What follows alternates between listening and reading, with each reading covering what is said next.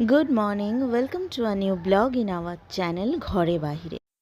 এখন বাজে সকাল 9:30 আর একটা খুব তাড়াহুড়োতে একটা প্ল্যানিং হয়েছে আর আমরা চলে এসেছি। আমরা বলতে আমি আর অর্পিতা, অস্মিতের মা। তো দুজনে মিলে যাচ্ছি। কোথায় যাচ্ছি বলো তো?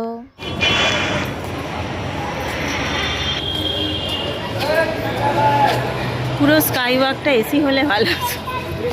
আর তুই পাবি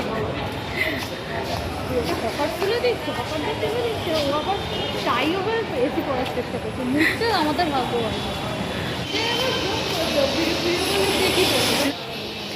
এই যে সকালবেলা চলে এসেছি মায়ের দর্শনে। তোমরা তো বুঝতেই পারছো, চলে এসেছি কালীঘাট। যাচ্ছি এখন স্কাই ওয়াক দিয়ে। জানি না কতটা কি ভিড় হবে।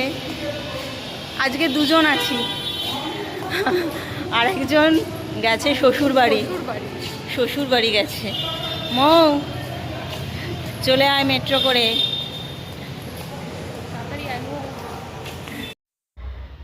পুজো আমাদের দেয়া হয়ে গেছে, খুব সুন্দর মায়ের দর্শন হলো। ভালোভাবে পুজো কমপ্লিট হয়েছে। আজকে মন্দিরে প্রচণ্ড ভিড় ছিল।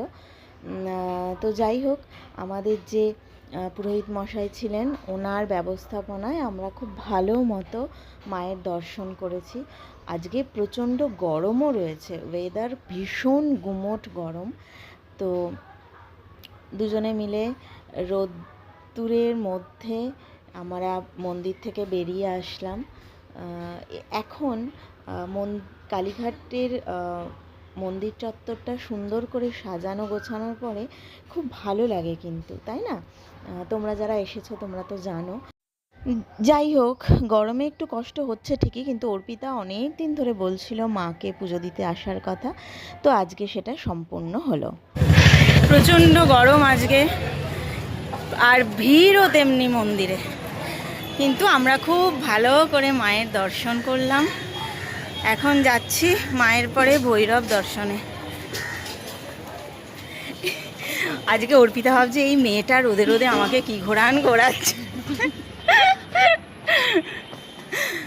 গরমে। চলো, এটা করলে আজকে খুব একটা দেরি হয়নি, মোটামুটি তাড়াতাড়ি হয়ে গেছে। খুব ভিড় হয়েছে আজকে মন্দিরে। নর্মাল লাইন দিলে মোটামুটি দেড় ঘন্টা, তো হ্যাঁ 1.5 থেকে 2 ঘন্টা লেগে যেত। আজকে প্রচুর ভিড় মন্দির।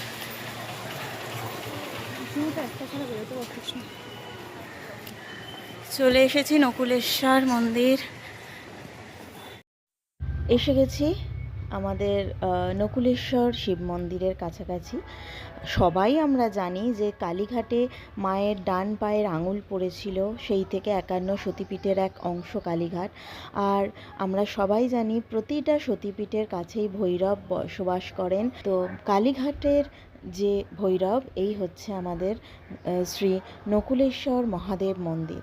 তো এখানে আমার ভীষণ ভালো লাগে আসতে, আর খুব সুন্দর করে কিন্তু নিজের মতো করে এখানে পুজো দেয়া যায়। ভাল লাগে বৃষ্টিটা হওয়ার পর বেরোতে, গরমে। নবগ্রহ মন্দির, আর এই হচ্ছে বাবার মন্দির। চলো পুজোটা দিয়ে নিই। প্রচণ্ড গরম, আমাদের দেখেই বোঝা যাচ্ছে। এবার আমরা পুজো দিয়ে একটু জল খাবার খেতে এসেছি। অর্পিতা নিয়েছে ঢাকাই কচুরি, আর আমি নিয়েছি মশলা ধোসা, কিন্তু কোনোটার সাথে যাচ্ছে না। আমি ধোসা দিয়ে ছোলার ডাল খেলাম, আরও কচুরি দিয়ে ধোসার মধ্যে যে পুরটা থাকে সেটা খেলো। মানে এত বাজে বানিয়েছে পুরটা যে খেতে ইচ্ছে করছিল। যাই হোক, আজ একটা ছোট ভিডিও তোমাদের সাথে শেয়ার করলাম। কেমন লাগলো ভিডিওটা প্লিজ লাইক কমেন্ট করে জানিও। সবাই খুব ভালো থেকো, টাটা।